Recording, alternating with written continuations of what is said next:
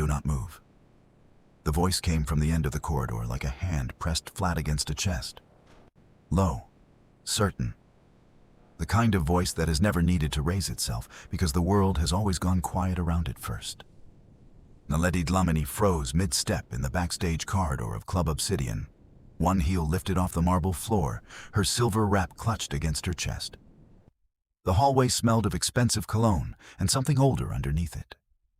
Something cold. The kind of smell that lives in rooms where serious decisions have been made and serious people have paid the price. She turned slowly.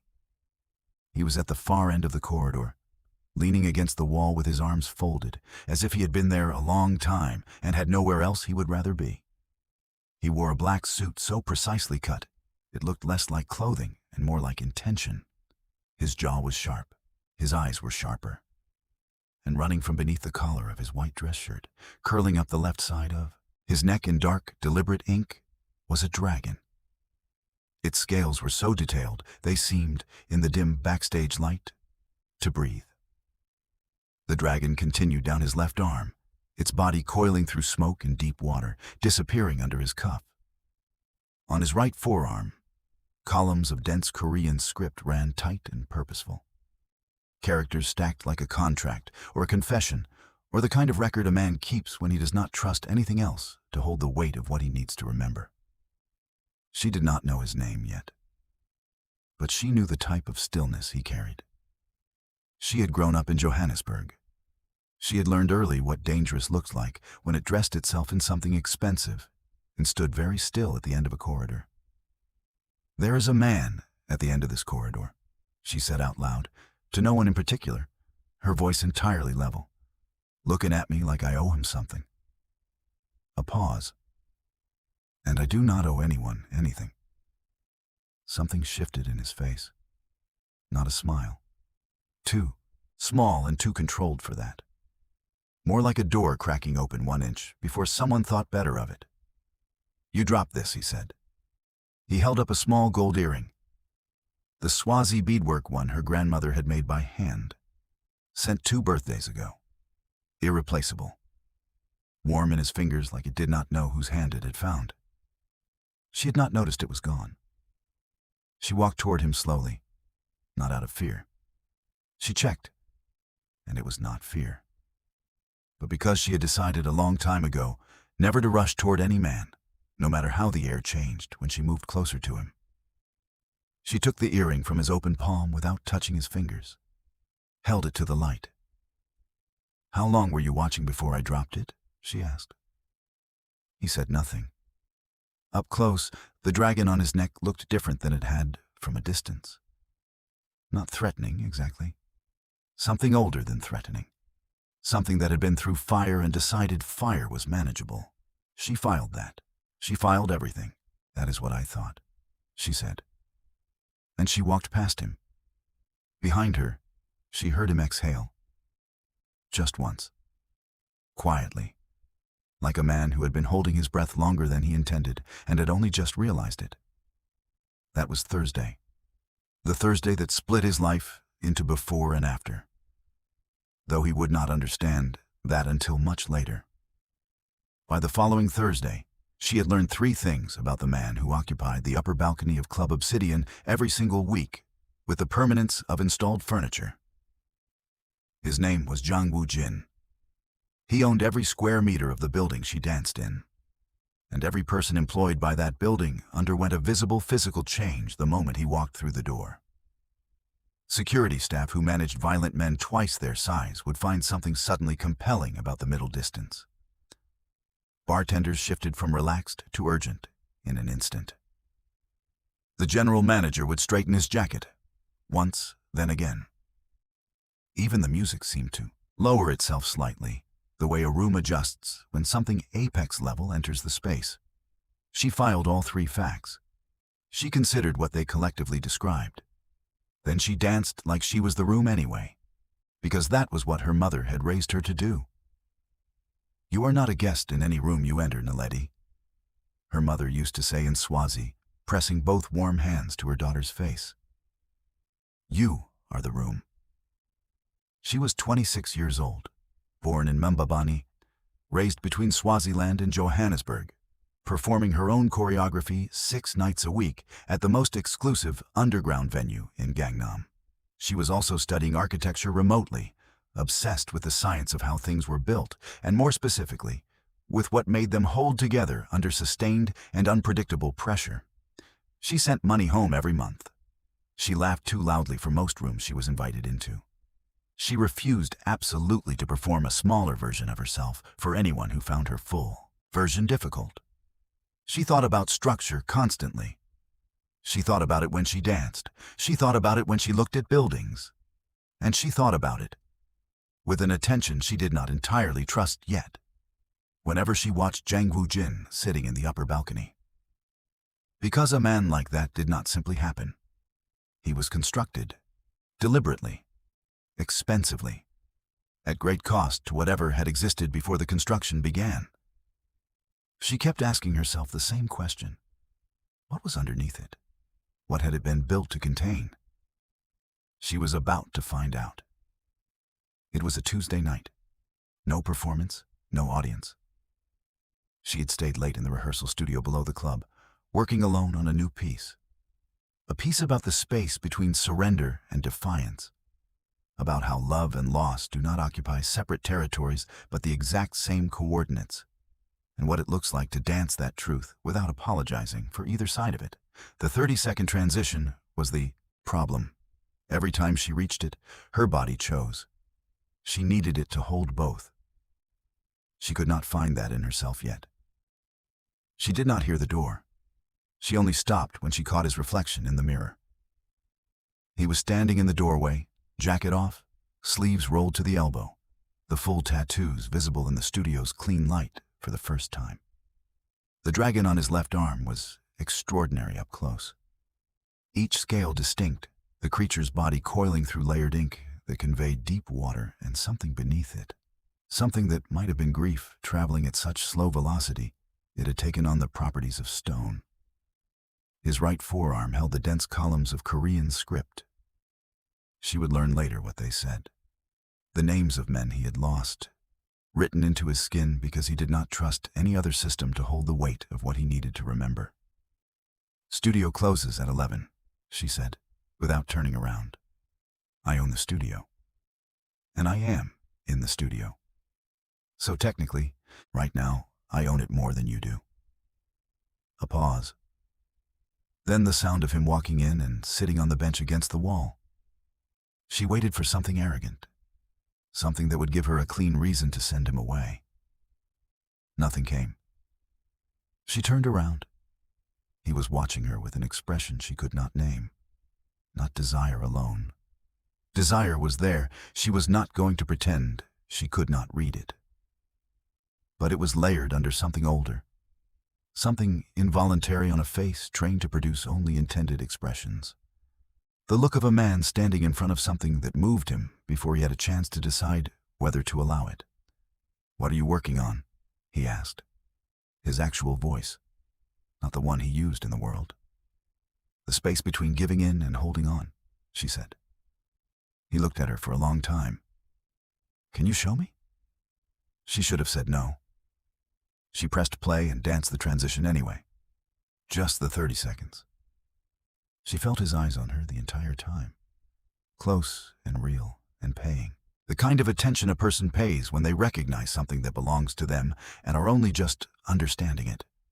When she stopped, the silence was so complete, she could hear the ventilation and her own heartbeat. "The problem," he said slowly, "is that you are choosing. Every time. In the transition. Your body is deciding which one wins, instead of letting them both exist at the same time." She stared at him. "Surrender and defiance are not opposites," he said. He was looking at the floor, the way a person looks at the floor when they have arrived somewhere honest by accident and are deciding whether to stay. They live in the same place. You do not have to resolve the tension. The tension is the point. She did not respond immediately. Then, softly, "You have felt both at the same time." Not a question. A recognition. He looked up, and for 1 second, one unguarded second before the architecture of his face completed its recovery, she saw it. The thing underneath the construction, old, raw, exhausted, maintained at such sustained effort for so long that most people who spent time around him would never see it at all. He stood up. "Good night, Miss Delemony," he said, and he left. She stood alone in the empty studio long after he was gone. She turned over the word that had arrived in her mind in the half-second before he looked away. Lonely. Not the ordinary kind. The kind that builds rooms around itself. The kind that has been alone so long it stopped calling the walls walls and started calling them protection. She pressed play. She ran the transition 3 more times. On the third, something opened in her body that had not been opened before. She held both. She did not choose. It was perfect. If you are watching this and something already has you, subscribe right now and hit the notification bell. This story is about to go somewhere that will stay with you for a very long time. His name in the criminal world was not Jang Woo Jin. It was Guisen, Ghost, because he moved through Seoul's underworld the way a draft moves through a building. Felt before it was understood, and by the time it was understood, it had already changed the temperature of everything. He had taken control of the Zhang syndicate at 27, following his father's death. Ruled natural by every official who had been persuaded, by means that were never examined, to rule it so. 7 years of rebuilding followed. A mid-tier operation transformed into the most structurally sophisticated criminal empire in the country. Legitimate businesses as the visible skeleton. Engineered loyalty as the muscle. Absolute silence as the skin. The tattoos told the story. The dragon. Rank, lineage, authority designated before he was old enough to understand what accepting it would cost. The names on his right arm, written into his skin so that no act of forgetting could ever cause them to be mislaid. He had added the most recent name himself. Alone. A Busan hotel room. A needle and a small bottle of ink. No ceremony. No witness. That was how the Zhang syndicate grieved. Quietly. Permanently. Without the luxury of coming apart. He had 3 rules he had not broken in 15 years.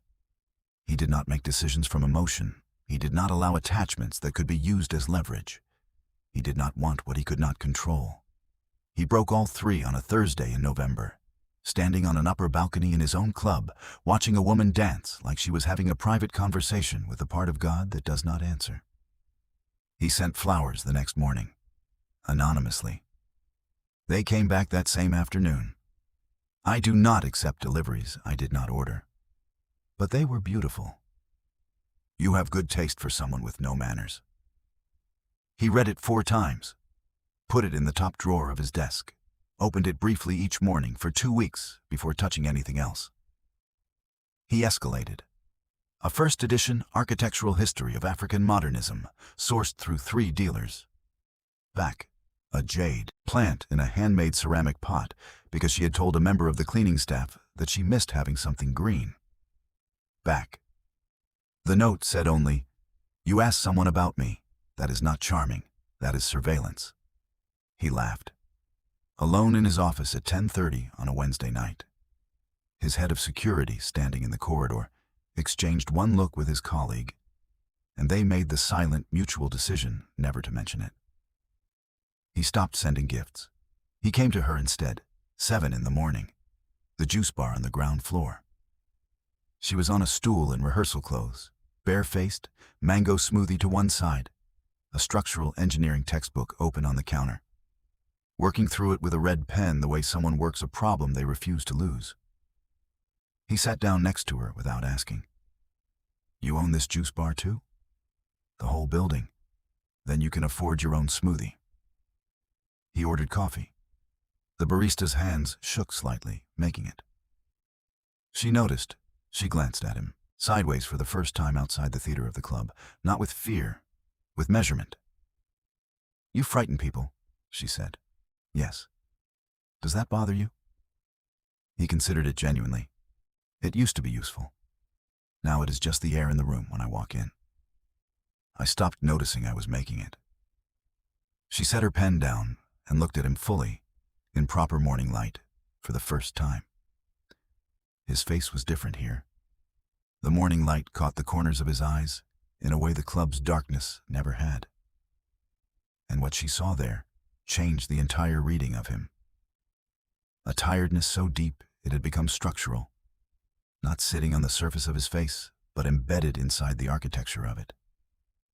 The specific exhaustion of a man who has been performing a version of himself for so long that he has genuinely misplaced the original somewhere underneath. Woo Jin, she said. Just his name. The way you say the name of a person you are simply talking to. She watched something move through him at the directness of it. Something that reached him before his composure could intercept it. What do you actually want? She asked. Nobody spoke to him like that. People came at him through layers, through deference and careful framing, always positioning themselves around what he wanted to hear. This woman had looked at him across a juice bar counter at 7 in the morning and asked a direct question as if he were a person with nameable, accessible wants that could simply be asked about. I want to know what you are reading, he said.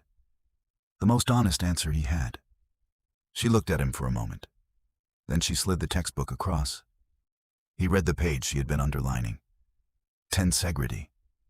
The principle that the most durable structures were not the ones that resisted every force applied to them, but the ones designed to receive force and let it travel through the whole system, responding to impact with flexibility rather than brittle resistance.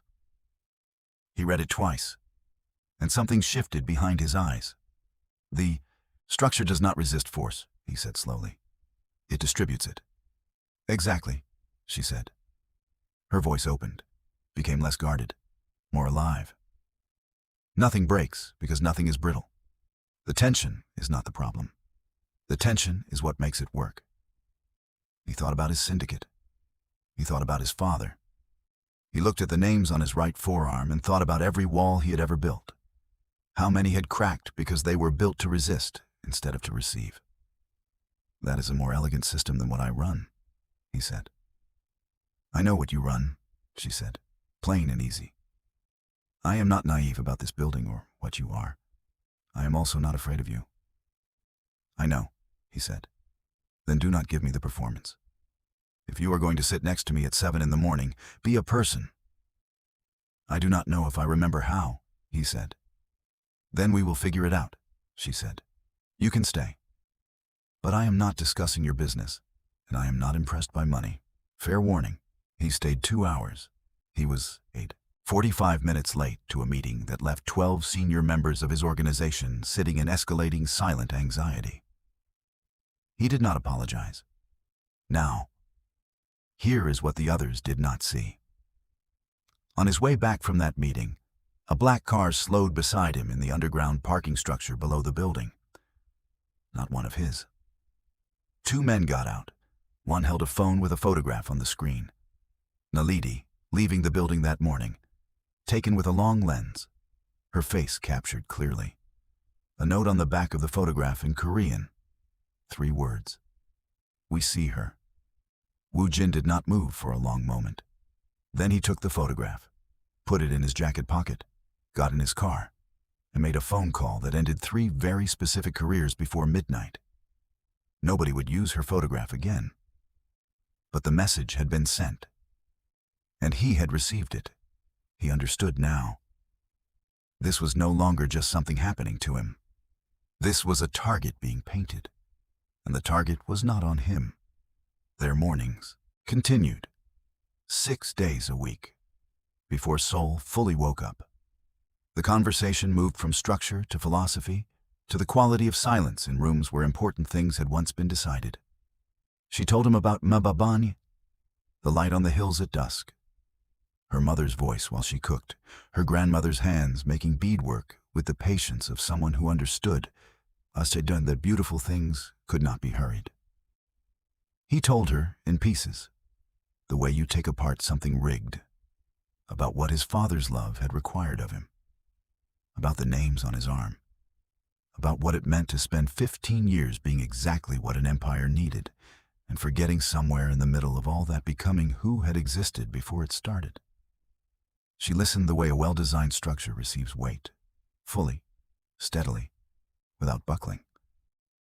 You carry them like a debt, she said one morning, her eyes on the script on his forearm. I owe them, he said. Or, she said carefully, you love them. And you have never had a language for love that is not obligation. The silence that followed had weight in it. He looked at the names for a long time. Then he turned her hand over on the counter and pressed his thumb gently against her palm. Not a romantic gesture.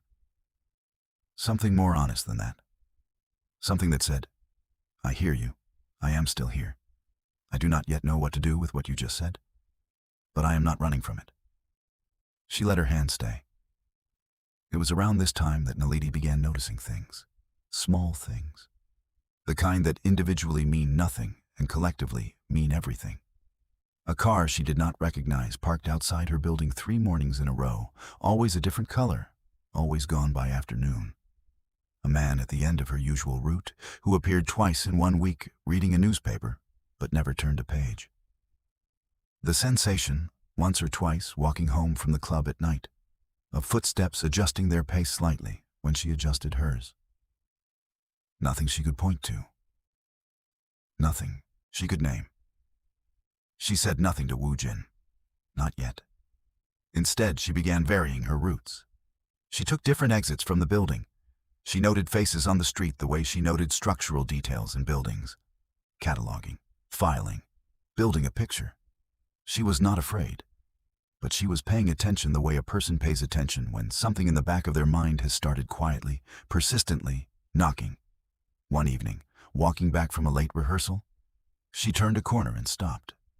The street ahead of her was empty. Completely empty, which in this part of Gangnam at 11 at night was not usual. The lights were on. The convenience store across the street was open.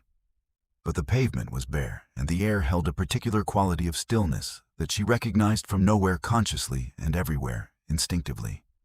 She stood there for 4 seconds. Then she turned around and took a different route home. She told herself it was nothing. She was almost certain it was nothing. But she changed her lock code that night. She told no one why. And when Woo Jin sat beside her at the juice bar the next morning, she looked at him for a long moment before opening her book. And something passed between them that neither one named. He knew she had noticed something. She knew he knew. Neither spoke about it. But his hand, when he reached across for the textbook, she slid toward him, held hers for just a moment longer than necessary, before letting go. One morning she arrived already quiet, in a way that was different. She sat down. She did not open her book. She wrapped both hands around her smoothie and looked at the counter. He sat. He ordered his coffee. He waited. One of the girls told me last night, she said eventually, that women like me do not last with men like you. She paused. She said it with a kind face. That was the worst part. He was quiet. She said to understand what I am to you before I become something I cannot walk back from. She looked up at him, direct, unguarded. So I am asking you now, before I become that, what am I to you? He looked at her for a long moment. Come back tomorrow, he said, and I will show you. She came back the next morning. He was already there. He had been there for 20 minutes. He slid a small folded note across the counter and stood up to get his coffee. She opened it. Inside, in his handwriting, were 3 words in Swazi. She looked up at him. You learned Swazi? 3 words, he said. I learned the 3 words I needed. She looked back at the note. Her throat moved. You have terrible handwriting, she said. I know, he said. She folded it carefully, put it in her jacket pocket. She did not send him away again. That same evening, her mother called from Mbaban. The way mothers call when they know something has shifted in their child, even from 7,000 kilometers away. Tell me about this man, she said. He is complicated, Naledi said. All interesting things are complicated, her mother said. Is he kind? Naledi thought about the note in her pocket, about the name on his arm for the man who had taken a bullet meant for him 10 years ago, about the way he listened, not waiting for a pause to insert himself, but actually listening. The way someone listens when they have been starved of being heard themselves and understand the weight of it. In the places that matter, she said. Yes. Then bring him to Mbabane when you are ready, her mother said. I want to see his eyes. Soft eyes lie. I want a man for my daughter who has seen things and is still standing. Naledi smiled at the wall of her apartment. He has very intense eyes, Mama. Good, her mother said. Good. Meanwhile, on the other side of the city, Woo Jin's inner circle was not having a warm conversation. Park Dae-ho, second in command, Phoenix tattooed the full length of his back, emotional range of reinforced concrete, put a thick file on the desk in front of him. He did not open it. He just put it there. Cheolya, he said. Woo Jin looked at the file without touching it. How long? 8 months of surveillance on you. The last 3 months include her. Dae-ho paused. They have photographs of her route, her schedule, the juice bar, the rehearsal studio exit. They know she lives alone on the 14th floor. Another pause. They know which window is hers. The room was very quiet. They are not planning to come at the organization, Dae-ho said. They know they cannot win that way. They are planning to come at her, to make you make a mistake. Woo Jin opened the file. He looked at the photographs inside. Photographs of Naledi taken from across streets, from rooftops, from moving vehicles. Candid, unaware. Her laughing at something on her phone outside the club. Her pulling her coat tighter in the cold. Her standing at a crossing waiting for the light, completely unaware she was being studied. He closed the file. Triple the detail on her building, he said. I want surveillance on every person who enters that street. I want Cheolya's top 3 lieutenants located and monitored 24 hours a day. He stood up. And get me a meeting with their leader. Tonight. Dae-ho raised an eyebrow. A meeting? I want him to look me in the eye, Woo Jin said, when I explain what will happen if they continue. That meeting happened in a parking structure in Yeongdungpo at 11:30 that night. 4 men on each side. No weapons visible, which meant many weapons not visible. Woo Jin stood across from the head of Cheolya, a man named Seo, who had built his organization on the belief that Jang Woo Jin had grown soft. Woo Jin looked at him for a long time without speaking. Then he said, very quietly, I know where your daughter goes to school. Seo went completely still. I know what time she arrives, Woo Jin continued, his voice steady and almost gentle. What she orders for lunch, what color her bicycle is, and the name of her teacher. He paused. I am not going to do anything. I am not that kind of man. But I need you to understand that if I were, you would already know. There would be nothing you could do. Another pause. Now imagine you are the kind of man who would. Imagine what that man would do to someone who pointed a camera at the woman he loves. Think about that very carefully, Mr. Seo. And then tell me if we still have a problem. Seo said nothing. Good, Woo Jin said. And he walked back to his car. He told Naledi about the threat that same night. He came to the club early, found her alone in the rehearsal studio, sat down on the bench, and told her the truth. All of it. The rival syndicate, the surveillance, the specific danger that came with being his. She listened without interrupting. When he finished, she looked at him for a long moment. So I have bodyguards I have never seen, she said. 3. Rotating. And the man who sits in the coffee shop across from my building every morning reading the same newspaper. Woo Jin went very still. You noticed him. On the 3rd day, she said. I thought he was Cheolya. I had a plan. What was the plan? He asked carefully. It does not matter now, she said. Something close to amusement crossed her face. The point is, do not assume I cannot see what is around me. I see everything. She paused. There was also an empty street 2 weeks ago. Gangnam at 11 at night. Not a soul on it. I turned around and took a different route home. He stared at her. You noticed that too, he said quietly. I notice everything, she said again. I always have. She held his gaze. I want the truth, always, even when it is dangerous. Can you give me that? Yes, he said. Then we are fine, she said, and she went back to stretching.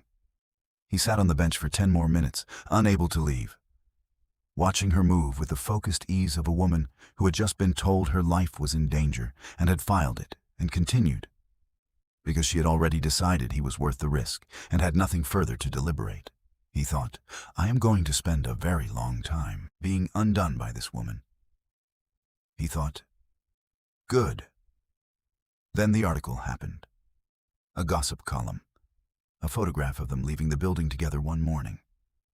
And a word in the headline that made the air leave his lungs entirely. The comments underneath were worse. A detailed and enthusiastic conversation about what she was to him. About how this would end. About her specifically. Written in the smooth, poisoned language of people who considered themselves civilized. He found out because someone put the article on his desk. He read it once, folded it, put it in his jacket pocket, walked out without speaking. He found her in the rehearsal studio.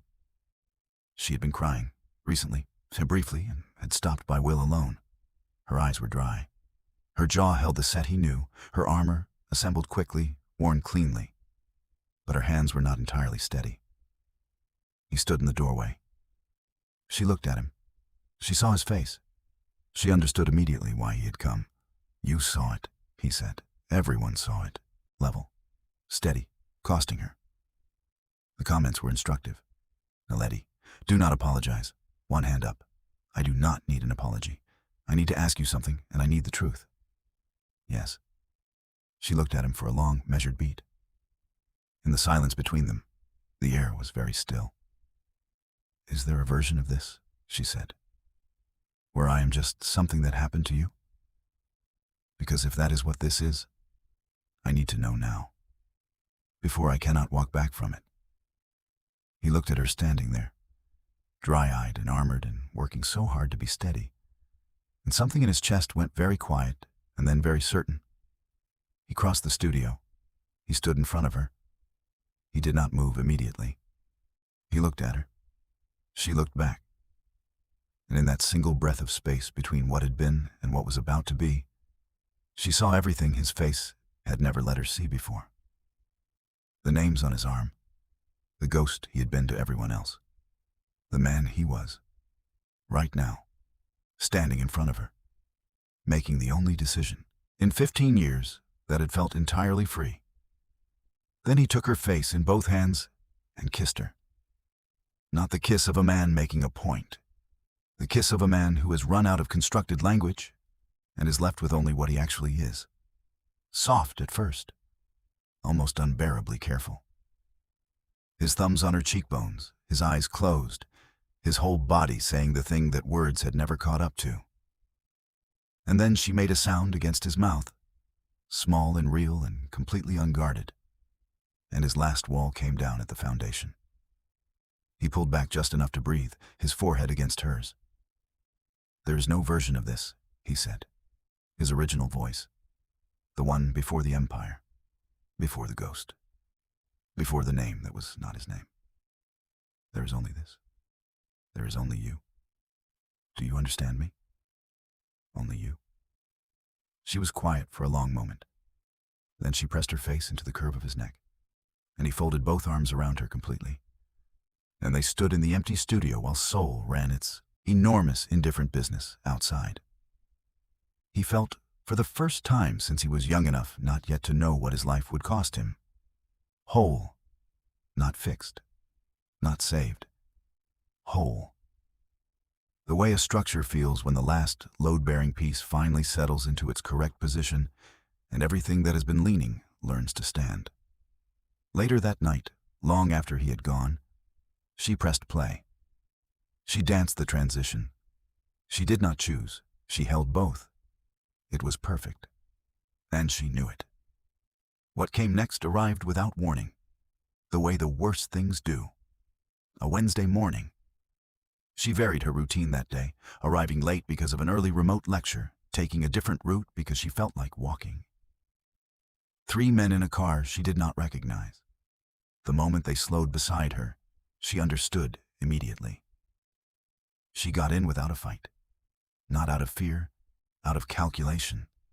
Resistance on the street was noise and injury. Compliance bought time and information. Information was what she needed. She studied the faces and committed them.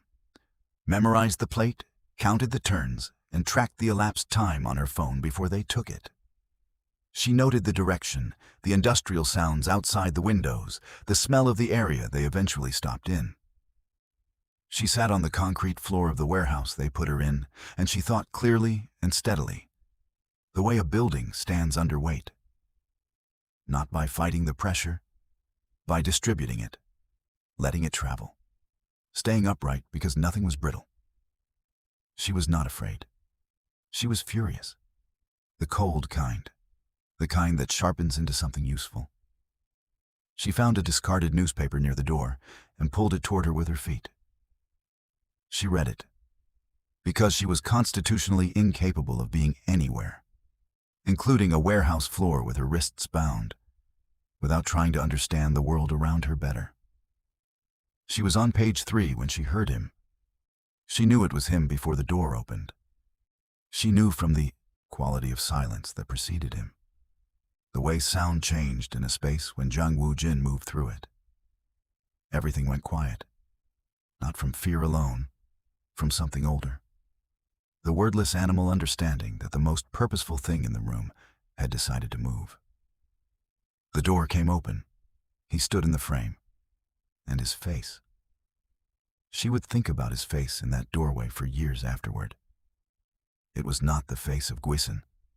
It was not the face of the untouchable architect of the Yang Empire. It was not the face of the man who had sat across tables from people who wanted him dead and felt nothing beyond mild professional alertness. It was a man's face. Just a man. Standing in a warehouse doorway after 16 hours of doing whatever he had done to get here. And there was nothing left in his expression except the pure, undisguised truth of how terrified he had been, and how relieved he was now, and how much she meant to him, displayed without filter or management for the first time in probably 15 years, right there on his face for anyone to see. She let him have the moment. Then she said, 2 hours later than I estimated. He crossed the room. He crouched in front of her. He cut her hands free, and then he just stayed there, crouched, both hands still holding her freed wrists, both of them breathing. The bruise above her eye had deepened to purple. He looked at it for a long moment without speaking. The bruise, he said, his voice stripped of every layer he had ever built on top of himself. It looks worse than it is, she said. Are you okay? He made a sound without a category. No one asks me that, he said. I know, she said. That is why I am asking. He looked at her, truly looked at her, and something in his face broke open in a way that had no name in the vocabulary of the world he lived in. He pressed his lips to the inside of her wrist, to the place where her pulse was, and he stayed there for a moment. Just a moment. Long enough for both of them to understand everything that was not being said. No, he said finally. I am not okay. I will not be okay for some time. He lifted his head, looked at her. But you are here. So, I will manage. She leaned forward and pressed her forehead to his. They stayed like that, foreheads touching, breathing the same air for a moment that cost both of them something and gave them back something larger. Then she pulled back. Clear, steady eyes. Take me home, she said. He stood. He kept hold of one of her hands. He did not let go for the entire ride back. The aftermath was complete and quiet. Cheolya ceased to function within 72 hours. Not with drama, but with the efficient, invisible thoroughness of a man who had spent 15 years making sure that when he needed the full weight of what he had built, it was ready. A message moved through Seoul's criminal world. Clear, non-negotiable. Jung Woo-jin's woman was not a vulnerability. She was the reason the line existed. Nobody tested it twice. His mother, called 3 days later. He let her finish. Then he said quietly, "I have done every single thing this family asked of me. I took over when you needed me to. I protected the name. I sacrificed the person I was before all of this, for years, without complaint, because it was required." He paused. "I am not asking for permission. I am telling you who she is. How you treat her is how you treat me." A long silence. "She must be extraordinary," his mother said finally. "She is the most extraordinary person I have ever known," he said. His mother was quiet for a moment. Then, "Your father said that about me once, before he stopped seeing me." A pause. "Do not stop seeing her, Woo-jin." "I will not," he said. He told Naledi about the call that evening. Her feet tucked under her on his couch, his head in her lap. The room holding the quiet of two people who have finally stopped pretending they do not need each other. "Your mother told you not to stop seeing me," Naledi said softly. The way he stopped seeing her. "Yes." She was quiet for a moment. "That is the saddest and most hopeful thing I have heard in a long time." "Yes," he said. A pause. Then, "My mother wants to see your eyes," she said. "My eyes?" She says soft eyes lie. She wants a man for her daughter who has seen things and is still standing, a curve in her mouth. I told her you have very intense eyes. What did she say? She said good. Naledi smiled. She said good. He smiled back. The rare kind. The real kind. The one his public face had never once produced in 15 years of being Gwishin the ghost. She filed it in the place where she kept the things she intended to keep forever. The night before she defended her architecture thesis, she could not sleep. She sat at her small desk, the lamp on, the city quiet outside. She opened her notebook and wrote, in Swazi, the thing her mother had said when she was 7 years old, and came home crying because a girl at school had told her she was too much. You are not too much. You are exactly enough. And the people who cannot hold you simply have small hands. She closed the notebook. She thought about tens gritty, about structures designed not to resist force, but to receive it, distribute it, let it travel through the whole system until nothing breaks, because nothing is brittle. She thought about Woo-jin, about the names on his arm, about the note with 3 words in terrible Swazi handwriting that she still kept in the inner pocket of her rehearsal jacket, pressed flat, slightly soft at the folds from being opened too many times. She thought, this is what it feels like when the structure is built correctly, not painless, not without pressure, but held in the right way, by the right tension, between the right things. She went to sleep. She defended her thesis the next morning in front of a panel of 5 professors who had read her work twice because it was that good. She spoke for 40 minutes about tensegrity, about the discovery that durable things are not built to resist force but to receive it, distribute it, survive it, and remain themselves on the other side. In the front row, a man in a dark suit sat with his hands clasped and his eyes on her the entire time. He did not look at his phone once. He did not shift in his seat. He just watched her with the steady, total attention of a man who has found, after a very long time, the one thing in his life he is certain he is allowed to keep. When the panel announced her distinction, he looked away quickly. He had not been fast enough. The woman sitting next to him, a professor he had never met, quietly handed him a folded tissue. He took it without a word. He looked straight ahead. His jaw was tight in the particular way of someone working very hard not to feel something in public. The professor said nothing. She understood. That evening, they walked along the Han River. Just the two of them, no detail, no shadows. The city enormous and lit like a promise around them. She walked with her shoulder against his arm. He walked with his hands in his pockets. They did not speak for a long time. The river moved beside them. Then he said, "I want to meet her."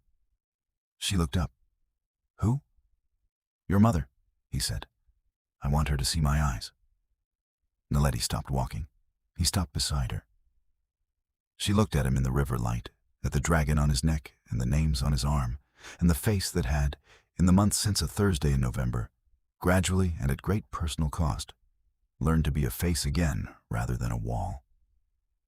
She looked at him the way she looked at structures she loved, with the patient attention of someone who understands that beautiful things are not built quickly and that the most durable ones carry the visible evidence of everything they survived. "Okay," she said. Just that. One word carrying everything. He held out his hand. She took it.